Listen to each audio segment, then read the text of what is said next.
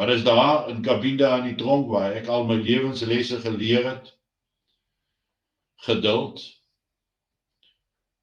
waar ek die nabyheid van my Skepper ervaar het, waar ek eers sekere goed moes leer. Ek moes lofprysinge leer, ek moes leer om die seëninge raak te sien in my lewe. Ek moes leer om te dink, te oordink, te oorweeg, te analytiseer. En dis waar alles van my begin het, is met die tyd toe ek daar was, waar ek alles in die proses moes ontleed, om na behore te verstaan, waaroor dit uiteindelik gegaan het. Baie jare later, in 2014, het ek vir die eerste keer uitgevind wat werklik gebeur het agter die skerms.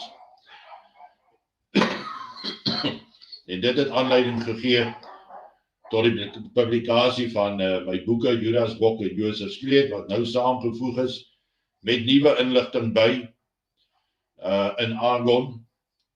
Die boek se naam is Argon, kan het bestel, en daarin word alles vertel en meer.